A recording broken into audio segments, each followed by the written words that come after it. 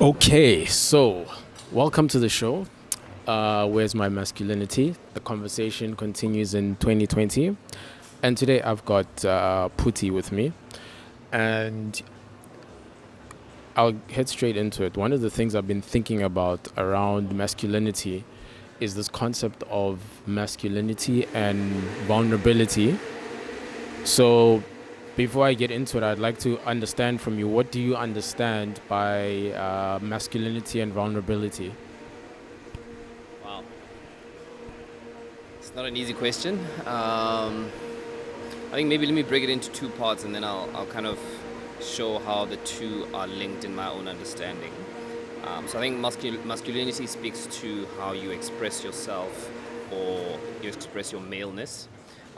And it has a lot to do with how you were brought up and some of the things that make some of the parts of who you are. Um, but then also, of course, there is, and that's where you get kind of toxic masculinity versus kind of a healthy kind of expression of your masculinity. So that's one thing. And then when it comes to vulnerability, it's pretty much how open are you to, to people? How able are you to actually say when you're hurting, to actually say when you're discouraged, to actually say what's really going on in your heart?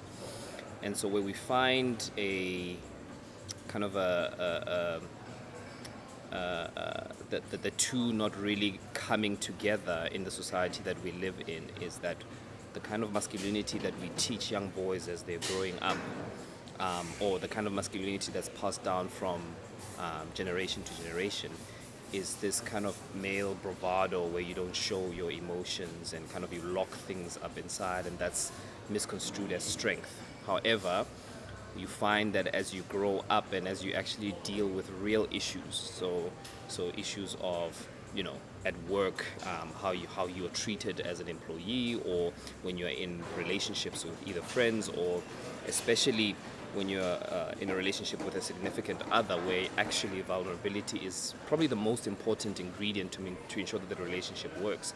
That's now you start seeing us as men really struggling because we haven't learned how to communicate in a vulnerable way. And that's where you're getting relationship breakdowns and things like men don't know how to talk or communicate. And oftentimes what I've found as a married man is that it's not that I don't want to communicate, it's that I don't know how, right? I've never been taught. I don't even know how to handle my emotions or explain what I'm feeling. So there'll be times where my wife will ask me, how are you feeling? And I really don't know. I can tell you what I'm thinking, but I definitely cannot explain how I'm feeling because I don't even know the differences in emotions and all of that. So it's been very interesting that journey. And how did you get to a juncture for yourself in your journey, for you to realize that you actually need to start articulating to yourself first your own vulnerability? What led you to that? There was one thing in particular was a relationship that really went pear-shaped. And it was kind of my first serious relationship, um, and kind of how I've grown up, um, given my kind of Christian background and whatever. There were certain things that I thought were givens. So if you date a girl who has the same values as you, it ends up in marriage, right? So there was kind of this uh, rubric that I was using, and this grid I was using to say, if you put in these inputs, it will work. And that relationship, long story short, did not work out, and it did not work out in the worst kind of way, and it led to major heartbreak. And so it led me to kind of redefining what I believe, and redefining what my value, well, not necessarily my value system, but kind of um, what matters most, and what's kind of the fluff that's out there. And so for me to be able to move forward in a healthy kind of way, um, it required me to be honest with myself, to be honest with how I was feeling, to have handles around, um, you know, what certain emotions were, what they meant, where they came from, why they were there, and how do I then rebuild from there? So it took a lot of therapy sessions where I had to talk to someone and have someone really ask me, how do you feel about this? How do you feel about that? And initially it was a struggle, actually explaining how I'm feeling. But over time I realized, it's actually okay to hold on to an emotion, even though it's awkward, to kind of stay there and really, really talk it through. So that's how the journey began, and then over time I learned how to do it on my own. Where if I'm feeling certain things, to be able to pause and interrogate what I'm feeling, and kind of resolve why I'm feeling this way. Yeah. And from a peer-to-peer perspective, how has your own journey of vulnerability expressed itself in your friendships with other men? So, i.e., are you finding then that there's a lot more openness in us as men being vulnerable to each other and expressing to each other the stuff that we're going through and supporting each other and that kind of stuff? I think it's been difficult. Yeah, it's been difficult because I think what you tend to find, this might be changing, but what you tend to find is when you want to be vulnerable, you get some sort of rejection. But that rejection is not necessarily a rejection of judgment, to say that hey, you are weak for expressing this. But it's more a rejection of the other person doesn't know how to be there with you. So if you're vulnerable, it's like an awkward thing. It's like, okay, so you've told me how you feel. I don't really know how to have that kind of conversation, so I'd rather move on. And so that's kind of what I have found. So it depends on how close I am with the people that I'm friends with. So those that are acquaintances, not so much. Because in my journey of vulnerability, again, I had to learn to not be vulnerable to everyone. But to kind of pick and choose people that are willing to go there with me. So I find that in close friendships, that has grown a lot more the more I've become more vulnerable.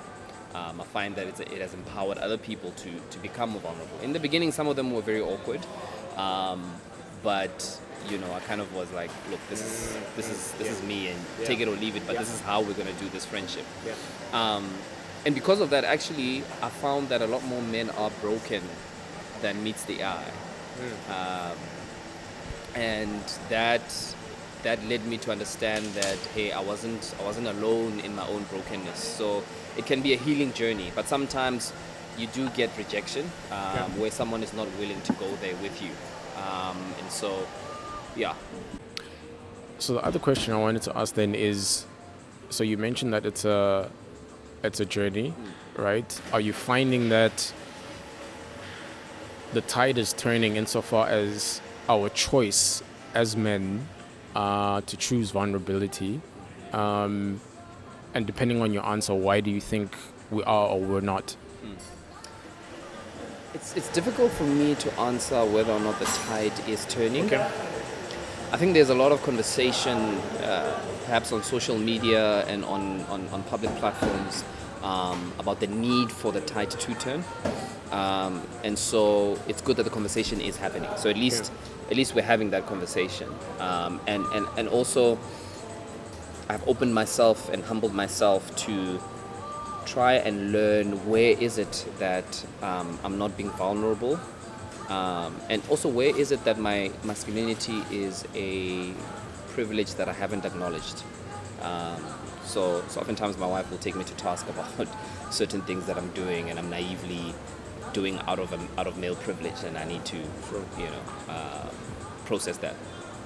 So I think the conversation is being had, and perhaps that will lead to the tide turning. However, there's still a lot of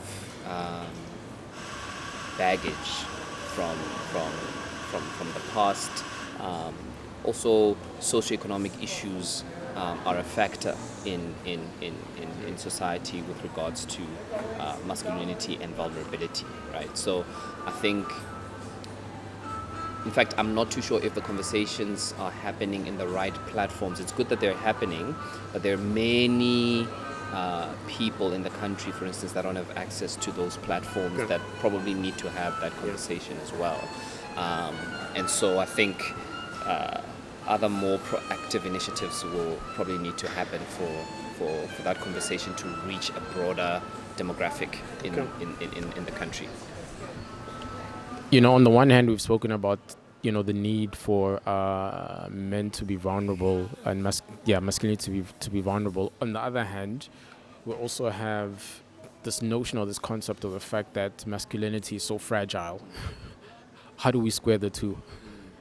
So I actually don't know what that means. So masculinity is fragile, right? So maybe you can help me with that before I try and answer that question. Because in my mind, when I hear that, I'm hearing, male ego is fragile. So like, there's certain things you can't tell a man to do, for instance, or it will be viewed as disrespect and whatever. It's like we're walking around and we're these sensitive people. But I'm not sure if that's actually the right definition.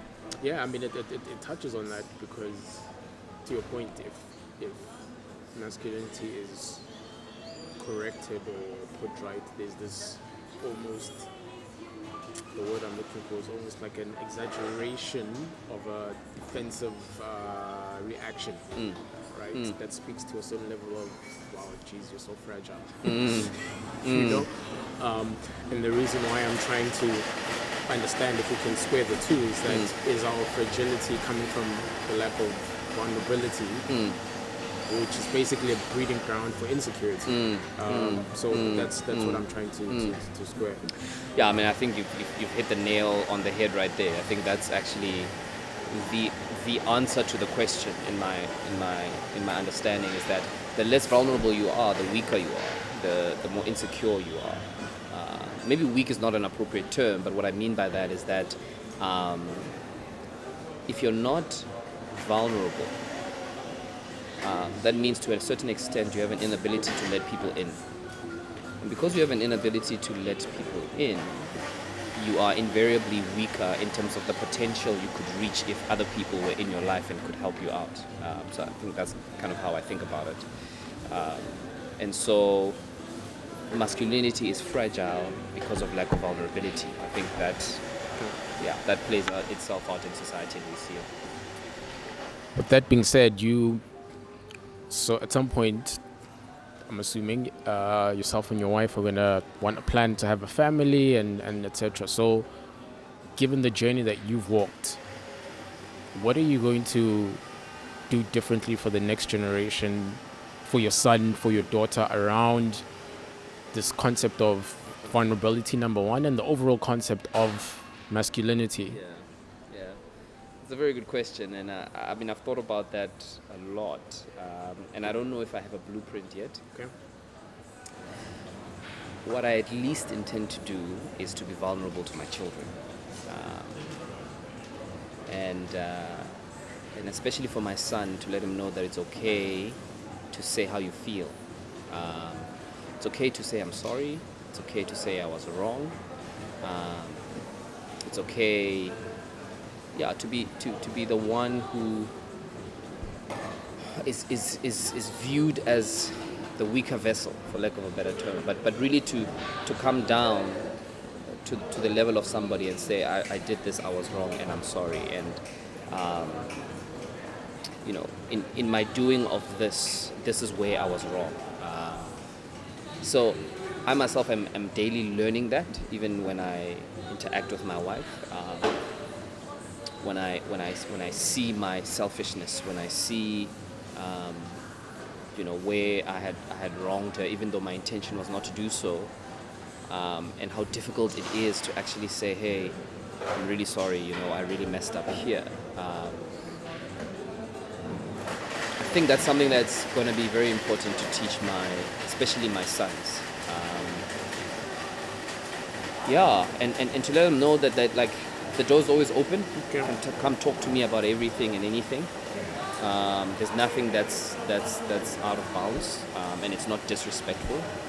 Um, but obviously there'll be definition in terms of boundary lines. That's important. But I think as far as um, being vulnerable and being transparent and being open and being kind of expressing yourself emotionally and otherwise, I think that's something that I intend to teach them. But I don't know what the blueprint is, so I've probably still got a lot of research to do, and yeah. And are there any, I would say, intentional things you yourself are either doing or seeking to do as you continue in your own journey of unlearning? Yeah, so therapy is a big one.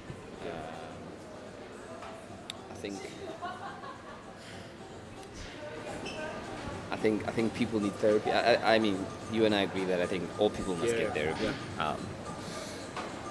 But to be honest, if we were to just be brutally honest and we look at our past as a nation honestly, and you just you look at the injustices of the past, there's probably a lot of trauma that people are walking around with. A lot of black people are walking around with. A lot of black men are walking around with, and that's why there's this dialogue now of what's wrong not only with the male child, but really black men specifically, and part of the submissions by social commentators and psychologists and whatever is that we need to look at this trauma of the past and deal with it. So I think I always encourage guys that I'm either mentoring or friends that I have to consider therapy, because there's a lot of baggage that they're carrying that they're probably not even aware that they're carrying before things can go south, and you actually find out, jeepers, I didn't know that I have these issues. So I think therapy is one, and that's what I actively try and seek out. Now, obviously, formal therapy has financial implications and all of that, so it's not always feasible to do therapy. But I try to keep around older men that are married, and that have kind of walked a similar journey as myself, or not even that, but men that are vulnerable themselves that I try to learn from. So I keep them around. Every now and then we meet up over coffee and we chat about how life is going and what are some of the things I'm thinking about, how am I feeling, what's going on in my life. And then I try to read and watch broadly what's going on. So I try to educate myself. Either I'll read a book or an article or a blog post or watch a YouTube video of these kinds of conversations that are happening.